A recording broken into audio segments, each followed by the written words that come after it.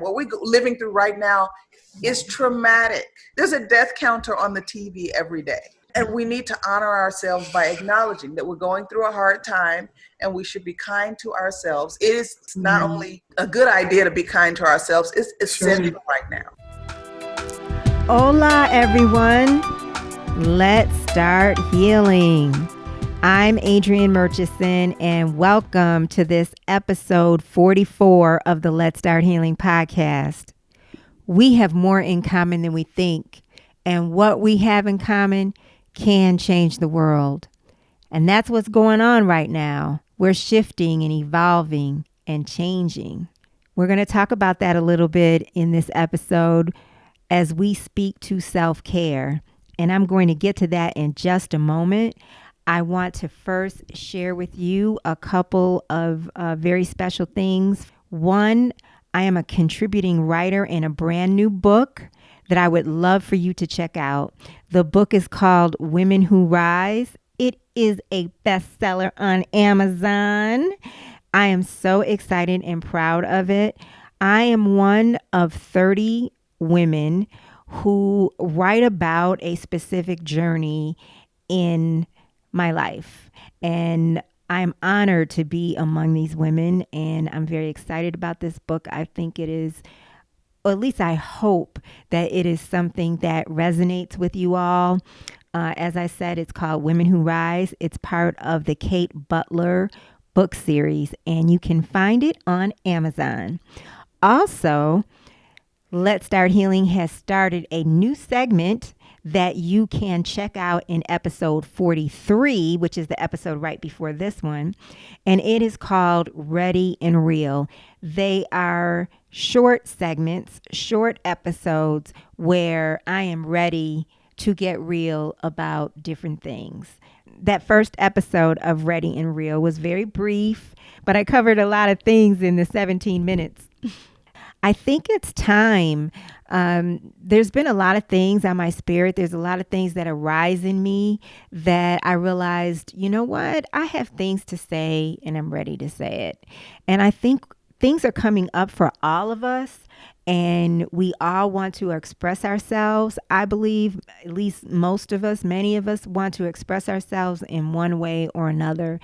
And if not now, when? That's what has been coming to me. If not now, when? The world is changing. The world is shifting as we go through this crisis that we're in. And I guess the question is, how are we going to come out on the other side of it? What will that look like for us individually, for our families, collectively, for the world? Well, let me get off that tangent and share with you our guest today. Well, Lanada Chanel Duncan is someone who you've gotten to know on previous episodes. Lanada Chanel Duncan of BE Decors is hacking my podcast today. She has a podcast of her own that she will be debuting in the fall called She Talks in the She Cave.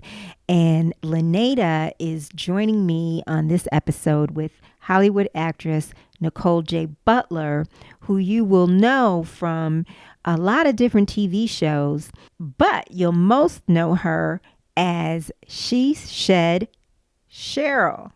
Say that real fast. She-Shed Cheryl of the State Farm commercials. You know, who burned my she-shed. Oh my. I really, really enjoyed and appreciate Nicole being on the podcast, and she will talk about how self-care is such an integral part of her life. She'll also share a little bit about her work. She has appeared on Grey's Anatomy, The Young and Restless, The Last Ship, a ton of things. She comes to us the day after a repeated appearance on Jimmy Kimmel Live, as in she has appeared on that show at least 8 times in skits and other exceptionally funny skits. So I'm excited about this episode. Let's get started. Let's meet her and let's start healing. Welcome, Nicole. Hi.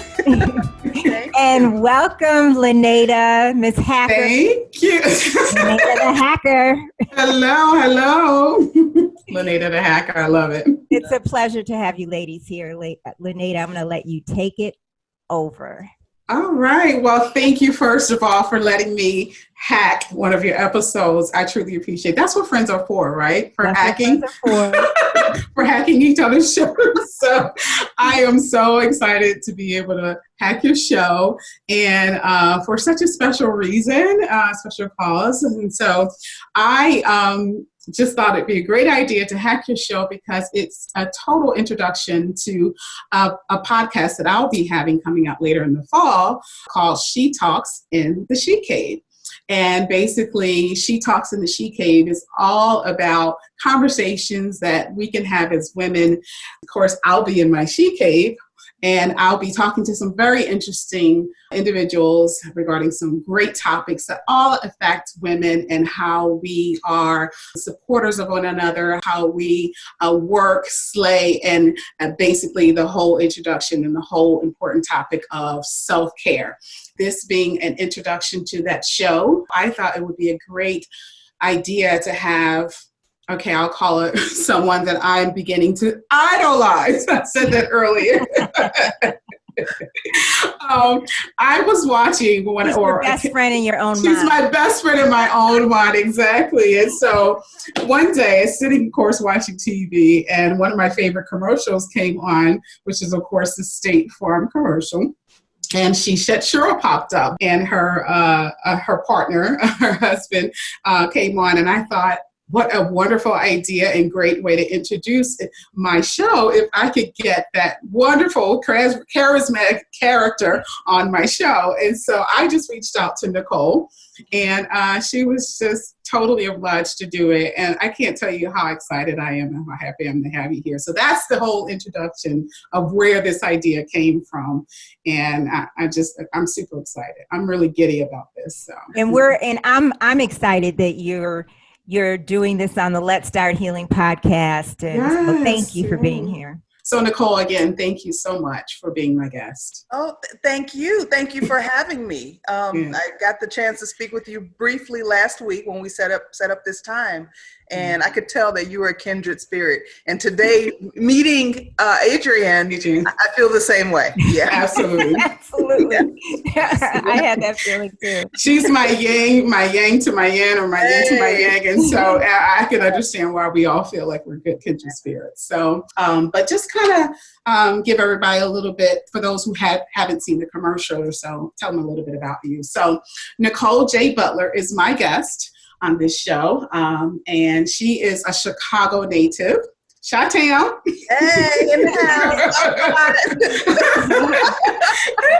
A Chicago native who moved to Hollywood. What a step, right? She jumps and moves to Hollywood about 10 years ago. 10 years ago? Oh, more than that. It'll be 22 years. 22 years. In August. Oh, wow. Years. Wow. Okay. And yeah. But I will never not be a Chicago girl. I'll always be a Chicago girl. Always a Chi-town girl. I understand that. So you had very little money in your pocket, I understand. You kind of went from jobs to jobs, so kind of some day jobs for a while. And I've been on a self-care journey, and it hasn't been linear. I've been on a self-care journey for a long time now, probably since college. I realized that I'm the type, like I want to give, I want to help people if I can. But people, when you're the type, and a lot of women are the type that pour out all the time, you have to make sure you get refilled. Otherwise you find yourself depleted.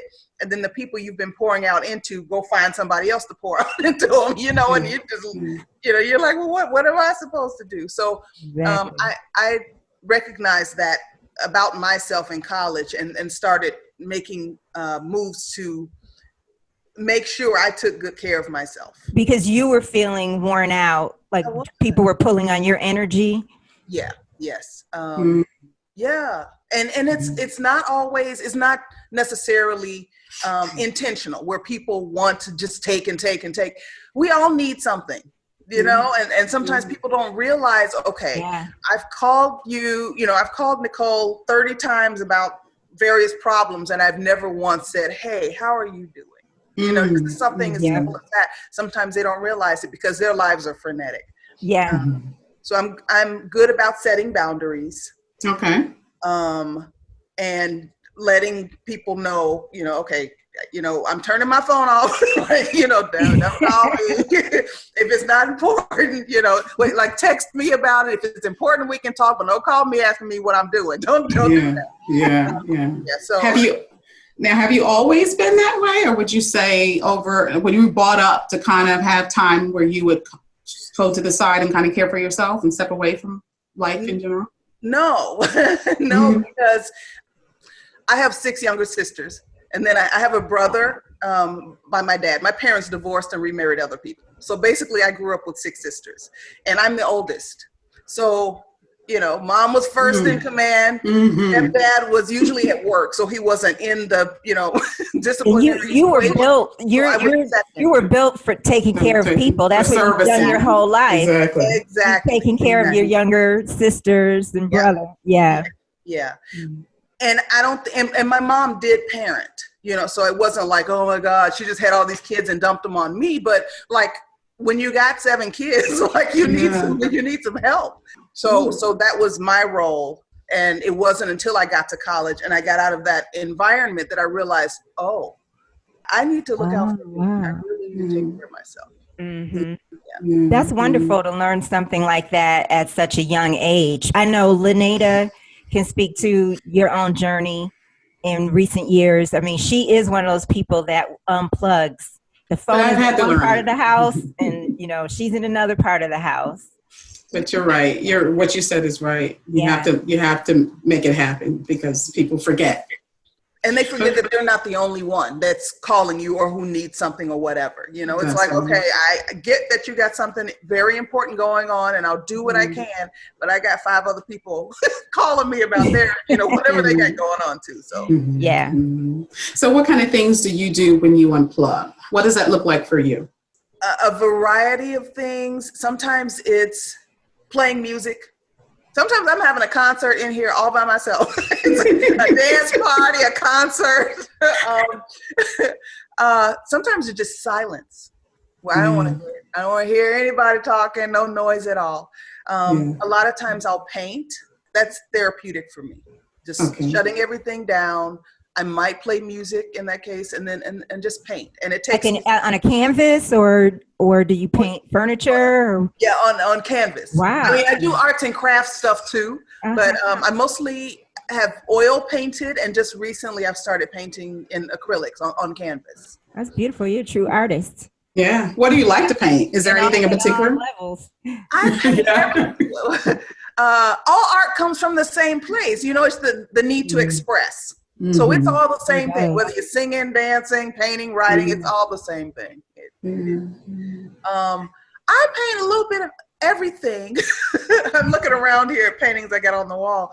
I have like landscapes, seascapes, people, buildings, whatever. But I love it. It's good that you've tapped into that. It tends to be that sometimes people think that self-care is selfish and to practice it. Adrianne and I have kind of talked about this too sometime in the past, that we think that when we pull off to ourselves, it's selfish to do that, to step away from other people or to not be extending yourself at that time. Talk a little bit about how you see that and how women kind of should look at that practice on a regular basis. I think we have to be careful. We need to look at when someone calls us selfish, we really need to consider the source.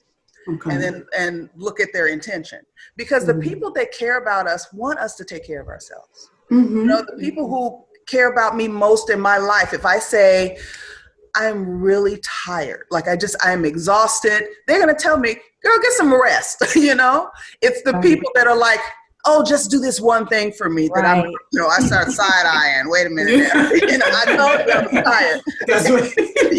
Yeah. So, and selfish, usually when people use that word, it's manipulation. because nobody wants to be thought of as selfish. That's a terrible thing, especially for women. Oh my God, you're not giving to me, Right. Am I really selfish? So I don't see it as all bad.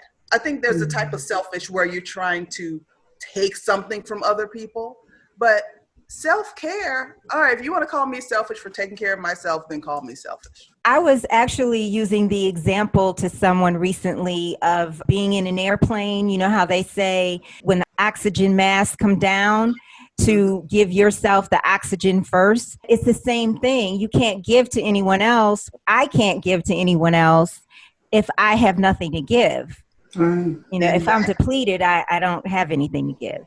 That's right. Yeah. That's right. It's almost like giving and receiving is a balance. There's a balance to all of that. But, sometimes that feeling of selfishness we instill in ourselves. It's not necessarily someone else. So what about women that feel like to do, mothers and, people that are constantly on that type of spinning wheel of life? That's kind of how we should be. I still get caught up in that sometimes. You do. Like I said, the self-care journey is not linear. It's not like, Sure. oh, I got it now. It's just sometimes I realize that I have been running myself into the ground and I haven't been very kind to myself. And then I have to shift. Okay, if I don't take care of myself, I'm going to be sick. I'm going to be grumpy. Like let me pull myself together. Was there something in your life that happened that kind of triggered that? Or was it just... It's just periodically. Life happens and we adjust to what's happening. And sometimes a lot of life happens at once and you get so yes, it does. You're just treading water and then you realize, oh my God, I need to get out of this mode just for a bit. And I would imagine, I guess, during those times where things were a little choppy for you, kind of getting started with your career in California even, and having to work a day job. And I know that you said kind of in college is when you kind of realized that this was important. But I'm sure that, like you said, there were times where you weren't as dedicated to that practice as maybe you are now. Right. Because we don't exist in a vacuum. Yeah. Yeah, we're constantly adjusting to things. Unless we're going to go live in a cabin in the woods by ourselves where we can control as much as possible. But like we're reacting to what's going on. What do you think has instigated this trend of self-care? I think before the coronavirus, we realized that we can have full lives. We don't have to be accessories, to our partners. And only moms, even though I think being a mom, a good mom is sacred work, but you can be a mom and you can be a wife or a partner and whatever else you want to be. And I think in trying to have it all at once, because I think you can have it all, but I don't think you can do it all at one time. I think a lot of us, myself included, got tired and we're like, okay, wait, this is not working. I cannot go 24 hours a day, and started looking for ways to replenish ourselves. Do you have children? I don't. I feel like my sisters are my children. My sisters, and then my nieces and nephews. I've lost count of how many I have at this point. Somebody's always pregnant. So no, I don't. Your nieces and nephews are like your children, you were saying? My nieces and nephews, and sometimes even my sisters. Your sisters? Yeah. And they're all adults now. The youngest is 23. Okay. And, but they're all still my little sisters. I don't, Yeah. So I noticed that with some of the plays and the productions that you've been doing and things like that, a lot of it surrounds women. And I know that you enjoy telling the story that maybe some women don't get to tell about themselves. And so that's a part of who you are as well. Is that what you are trying to instill in the productions that you put on and the things that you do in your work in general, is women being able to tell their story? Yes, definitely. I think it's important to write what we know, to tell the stories that we know and we understand. And I realized when I first started doing theater, again, this was in college, a lot of people's stories don't get heard. So one of the responsibilities that I feel I've taken on myself as an artist is to relay the stories of the people whose stories often get unheard, who don't have a platform, whose voices aren't listened to. So yeah, I feel that very deeply. I'm looking around to see if I just so happen to have one of my journals here where I had written down a quote from Viola Davis when she won the Academy Award, I think for Fences, I think. Okay. And she made that point that you just made. It was her acceptance speech. I think it was either that or the Golden Globes. And she was saying how graveyards are full of people with untold stories. I'm not doing it any justice. It was super powerful that I had to write it down. Oh, I'm going to have to look for that. Yes, she made the exact point that you're making. Yeah, yeah. Everybody's got a story to tell, you know? Yeah, and, absolutely. You know, there are gatekeepers in any industry. And so Hollywood is no different. And so for a long time, we've heard the stories that the gatekeepers wanted told in the way that they wanted, that they would allow it to be told. But now we can self-produce. We can self-publish. We can tell our own, we can get on YouTube, you know, we can tell our stories the way that we want to now. I'm trying to do that. So what would you say to women that could be struggling with being able to, or feeling like they have the platform to do that, or having even that confidence and self-love to be able to share their story even for whatever reason? What would you say to them? That everybody's experience is valid. Tell your truth. You are entitled to tell your truth. And whatever you say is going to resonate with somebody. Somebody needs what you have. Like, I feel like everybody on earth, we're all puzzle pieces. And if one piece is over in the corner, you know, because they don't feel good about sharing, you know, we're going to have a hole in society. Like, we need what you have to give, and everybody has something to give. That's and feel no guilt. That's right. No shame, because honestly, what you have, your asset is who you are, who you genuinely are. And somebody needs that. Somebody needs you to be authentic so that they can say, wait a minute, I'm not the only one. This woman here feels like I do. I didn't think anybody else did. And then they'll have the courage to speak out. People are really responding to authenticity. It's not only if it resonates for the person hearing it, it might resonate for them, for someone that they know. Yeah. True. You know?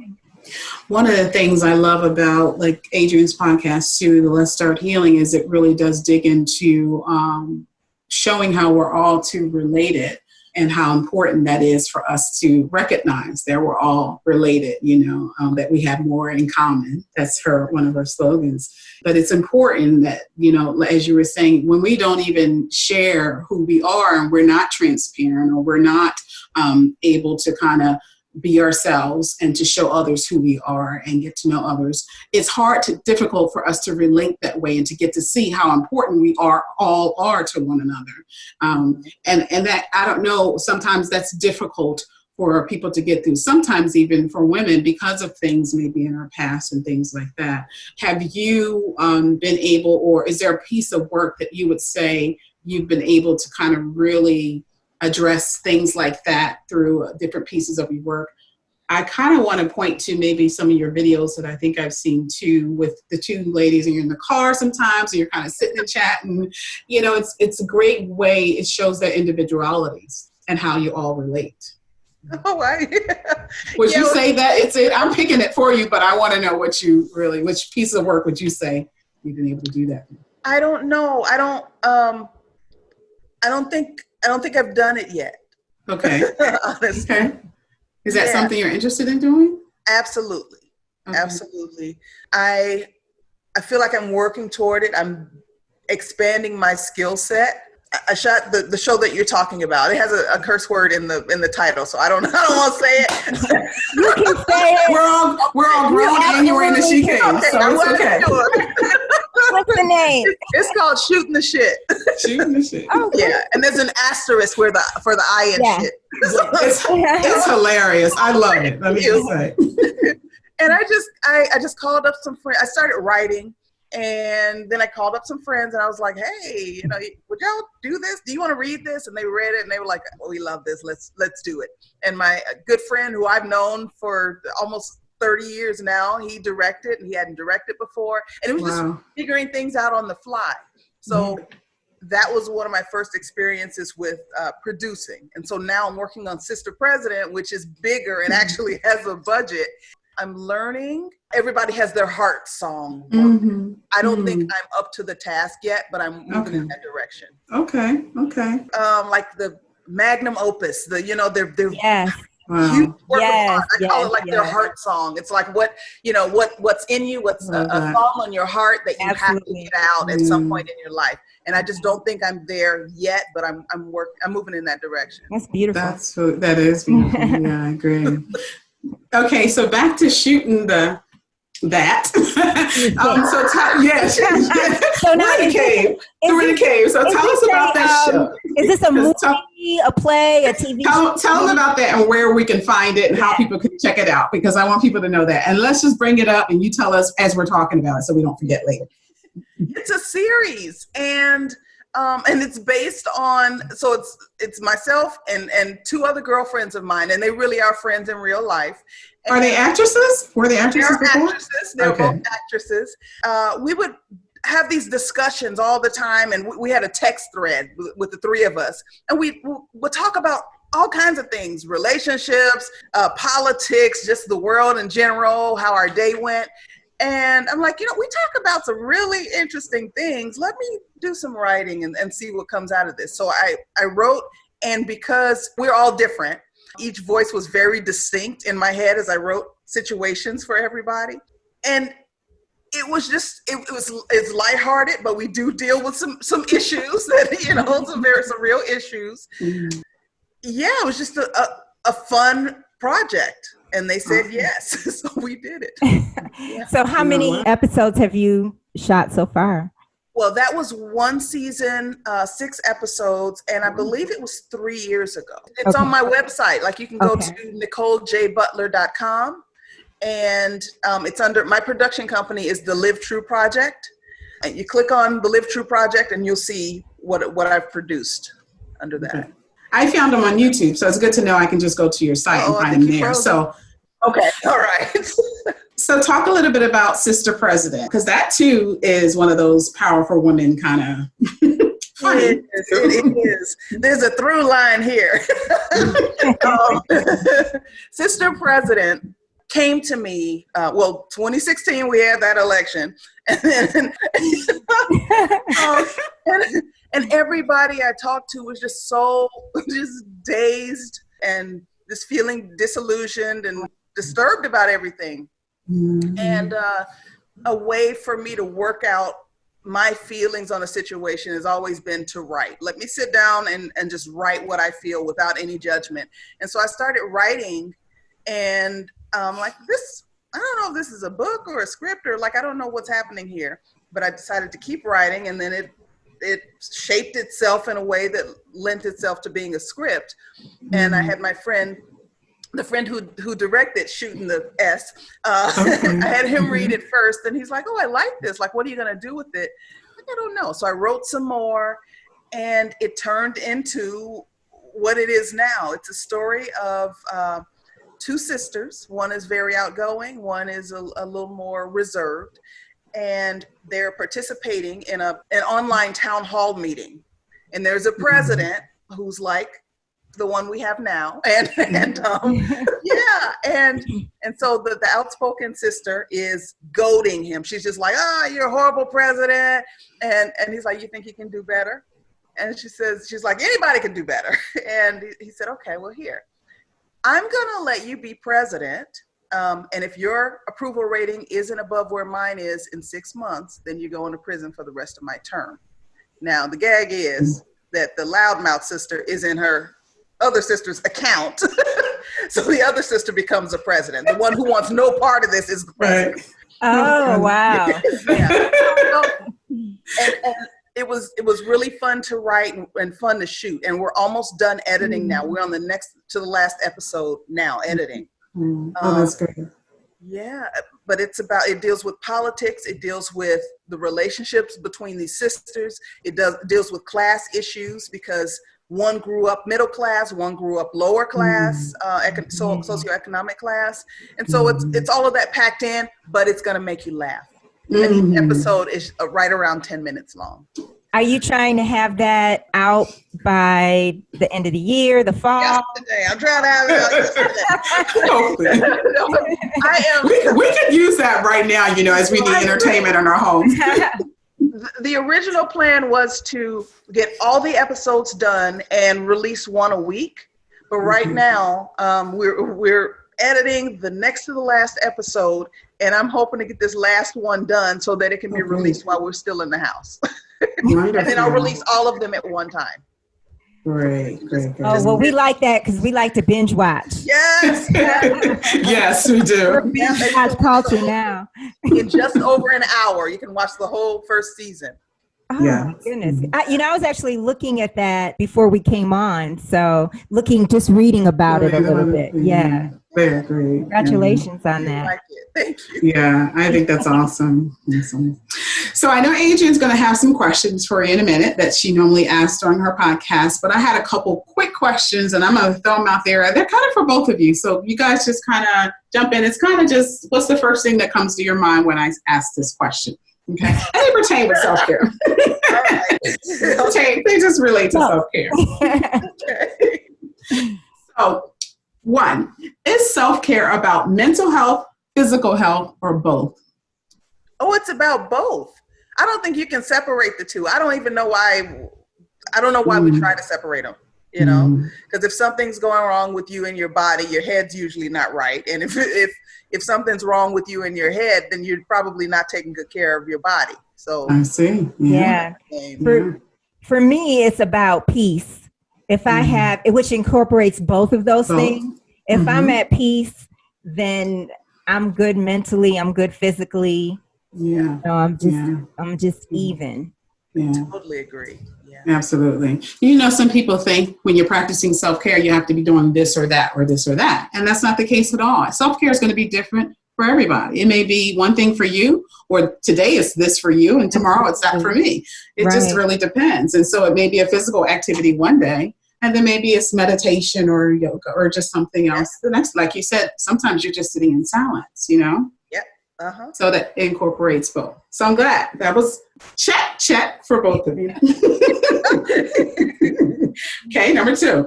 How often should a woman indulge in self-care practices? On a regular basis. That's like asking, it's maintenance for your whole being. It's like asking, how often should I brush my teeth? Like all the time. Please. That's right. Yeah. So take care of yourself. Take care of yourself as a regular course of action. Perfect. Every day. I would love to take at least 5 minutes and do it every hour of the day because I need that.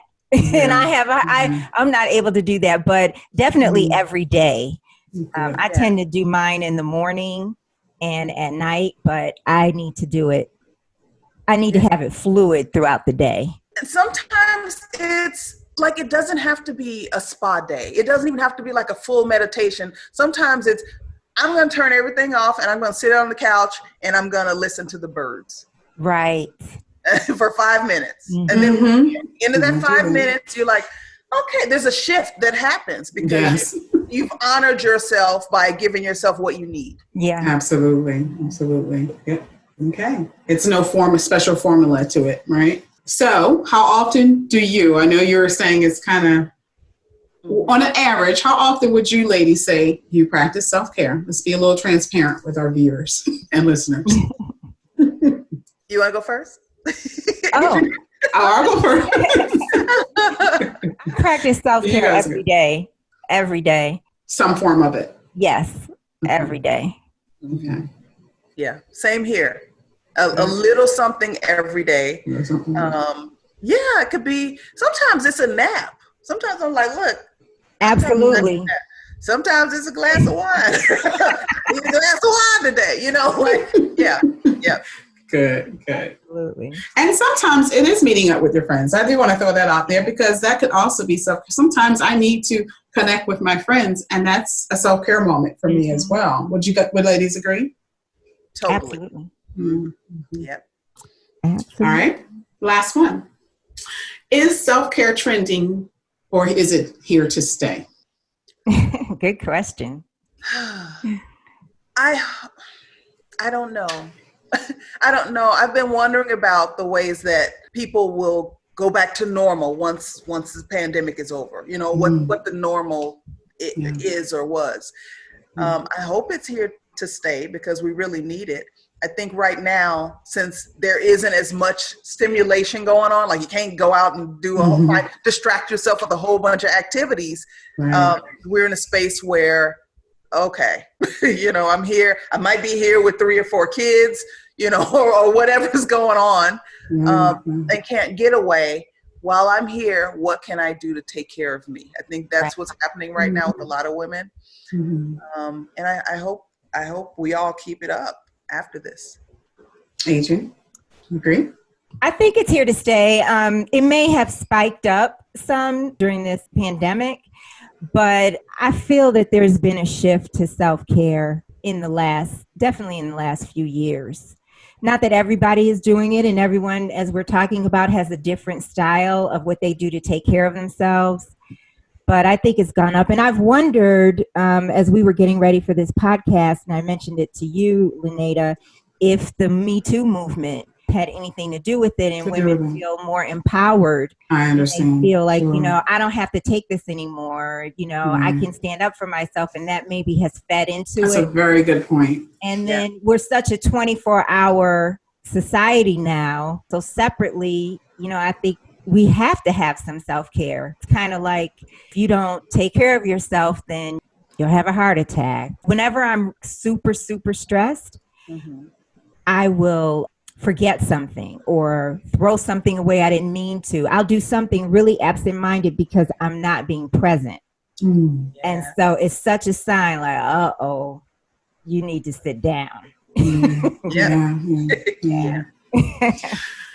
Well, just one last thing to tie it in, I guess, to the times and what's going on and what we're all having to endure right now. And I know, Nicole, well, before I ask this, I know you were on Jimmy Kimmel last night. I missed that, I heard. Oh, wow.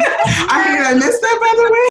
We should have led with that. I know. I meant to mention that when I talked about your bio. Well, first of all, tell us how it was, and then I'll leave that in. And please, what you talked about. How is Jimmy? Yes, please. I mean, how is he? He loves him.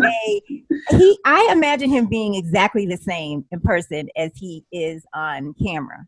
Yeah, I've been on the show maybe like 8 times, and I've only met him. I'm usually in a sketch, so I've only met him a couple times and very briefly. But he was nice, warm, welcoming. Like, he seemed like good people to me, you know. and everybody else who I've worked with at the show, they're all wonderful, you know. And it starts at the top. So, it sure does. Yeah. Casting called me because they always call me directly. Like everybody else, usually if they want to see me or book me or whatever, they'll call my reps. But at the Jimmy Kimmel Live, they call me directly. So I was out for a walk at a nearby trail when the casting associate called to book me. And I was like, okay. And he said, can you shoot? It was in an hour from when he called me. And I was like, yeah, let me get home. You know, like I'm walking, I'm sweaty. And okay, let me get home and get myself together. And I shot here using my cell phone and had my laptop on the side with Zoom open so that they could direct me, the director and producer. So I never worked that way before. I don't think they have either, but it was cool and it was funny. It might be the way we have to work here for a while because we can't have 100 people on a set right now. We can't do that. Right. Oh, that's so cool. So I guess the lead into that was just what's any word of encouragement, especially as it relates to just being motivated and still practicing self-care, taking that time to step away from those day-to-day things that we have to do, and then even watching the news and thinking about everything that we're enduring. What would you say to people and women that are really having to deal with that right now? What I've had to do is limit my intake of news and social media. Because when this first started, it was like, well, I can't go anywhere. You know, I might as well turn on CNN all day and then be on, you know, Twitter and Instagram all day long. It was just too much. So that's the first thing, is limit what you intake. You have to take care of yourself. Realize that we're all in this together. A lot of people are pushing productivity right now, and I had to shut that down for myself early on because I didn't feel like being productive. I didn't. A couple days, I was just on the couch, like I really should get up and do something, but I had no energy, and I wasn't in the right place mentally because I was watching CNN all day long and, retweeting horrible things on Twitter. So a little mental hygiene was in order and realizing I don't have to be productive right now. What we're living through right now is traumatic. There's a death counter on the TV every day. So, and we need to honor ourselves by acknowledging that we're going through a hard time and we should be kind to ourselves. It is not only a good idea to be kind to ourselves, it's essential right now. Yeah. And one another. We need to give ourselves a break right now. If you don't feel like doing anything, don't do it. If you celebrate because you got out of bed and put real clothes on, like pants that didn't have elastic in the waistband today, then celebrate that. Right. You actually got dressed today. Yeah, right. It's a little thing. But we're all in it together. Everybody's going through this in some way or another. It will pass, and we just have to stay safe and stay healthy. Absolutely. I was talking with a friend earlier, and we were both talking about, we think that we're grieving the world, the country for sure, that we're going through a grieving process. And what you're saying to me speaks to what we do when we're grieving the passing of somebody in our lives. Yes. And so I think collectively we're going through a grieving process. And I think part of that is denial sometimes. It could be in the grocery store when we're pulling things off the shelves, or a lot of us are going out and, we're in denial as if this thing is over, and it's not over by any stretch. So it's part of the process. There's a sense of, and this is piggybacking on what you just said about grief and denial, disassociation. Also, where what is going on is so horrible. Like, it's so horrible that I feel like my mind can't always fully grasp it. I can't be in that place. Yeah. So I have to watch something funny, or look at TikTok videos that my friend keeps sending me, or whatever it is, just something to get away from that, because it's like the Black Plague or the Spanish flu, things that we heard about, but we didn't live through them, so we didn't really know. Well, it's happening right now, right here. Absolutely. Right now. In our lifetime. Yeah. In time. It's an awful thing that's happening, but our minds always find ways to help us normalize things so that we'll be okay. So there's a lot of weird mind stuff going on right now. We just all need to be kind to ourselves. And the sad part is, one quick thing, is there's so many layers to what's going on as well. Because, we're dealing with the situation of the virus, and then of course everything you have to do around that or can't do because of that.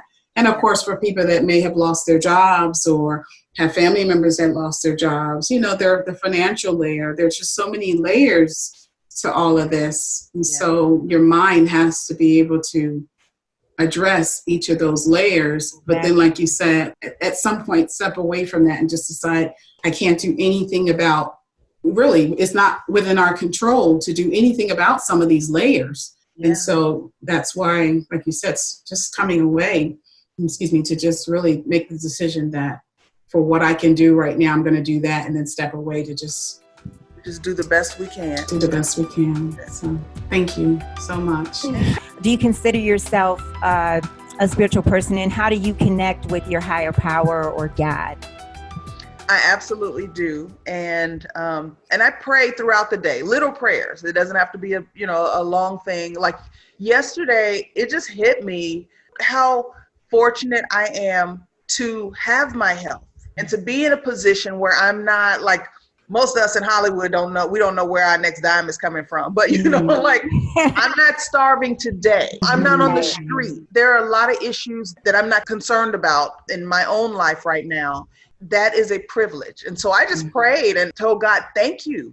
Thank you for giving me this privilege at this time. And that feeds back into self-care. Let me take care of myself so that I can encourage other people. So I can tell my friend, here, this is how you get unemployment. So I can continue to give.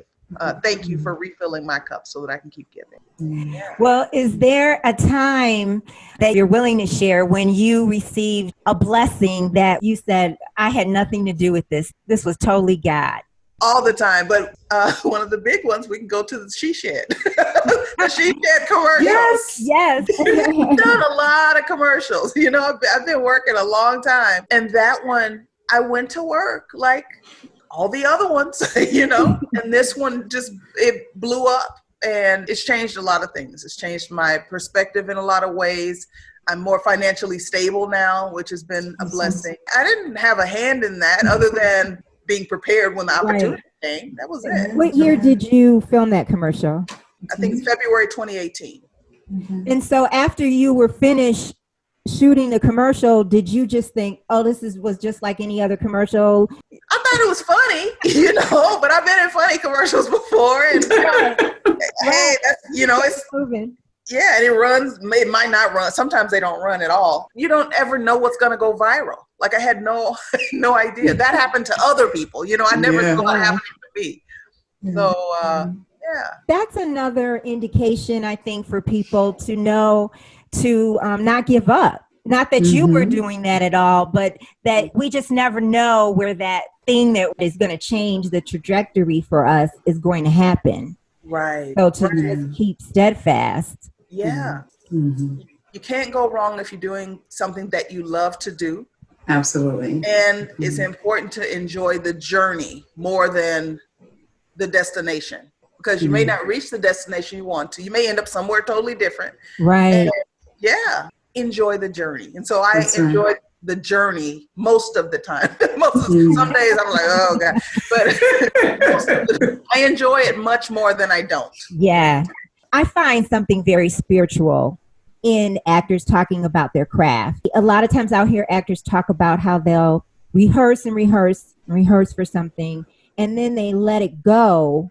And then it seems like something else takes over when they're actually doing the performance a lot of times. So does that resonate for you? And I wonder if you could speak to that a little bit. Yes, it does. And I agree. I've often had that experience. And so I studied, I don't know are you familiar with the Meisner technique? No. Have you heard of that at all? Okay. Sanford Meisner came up with the technique that was built on one tenet mostly. It's that acting is the ability to live truthfully under the given imaginary circumstances. So you're given a script, you're given the circumstance, you're given a character name, and you have to do the work of memorizing, of understanding where you are, breaking down the script. But then once you have all of that, you just live. You just live truthfully, and you just accept that the world of the script is your circumstance, and you just live in that circumstance. And then everything comes out. It's true. It's honest.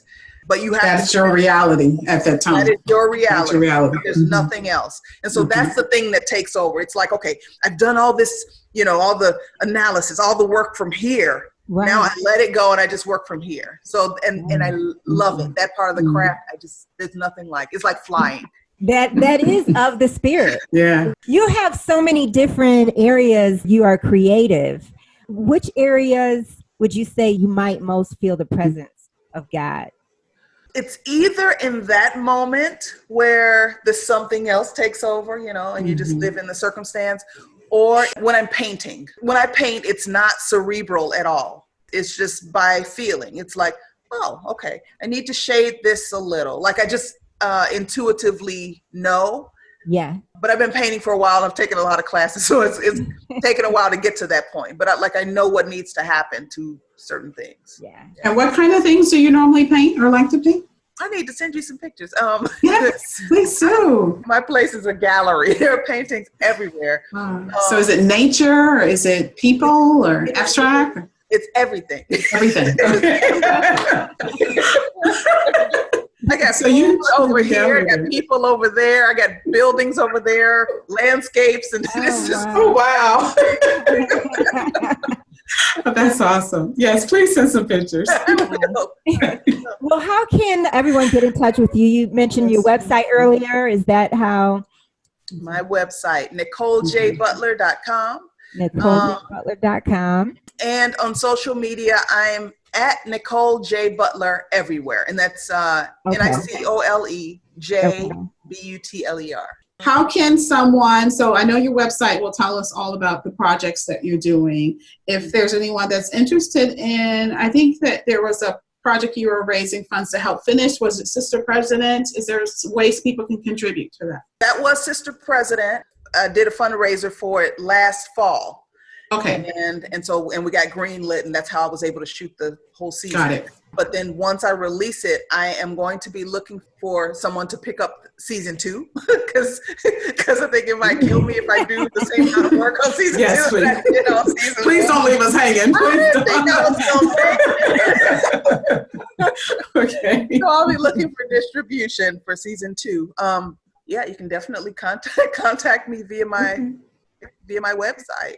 Yeah. Well, please stay safe and certainly be well. And thank you so much again. You too. Thank you so much. Thank you. Thank you. Thank you, Adrianne. And remind folks of the name of your podcast. Oh, it's She Talks and the She Cave, and they'll be coming this fall. So look out for those. I'll be promoting those, of course, on some of my social media platforms. Thank you for joining us. Keep an ear out for Lanada Chanel Duncan's new podcast, and you can follow Lanada on all social media at BE Decors. Listen to all of our Let's Start Healing podcast episodes on Apple Podcasts, Spotify, iHeartRadio, and our podcast YouTube channel. You can also follow Let's Start Healing on Instagram, and please send me that email at letstarthealingpodcast@gmail.com. Remember, we have more in common than we think. What we have in common can change the world. Let's start healing.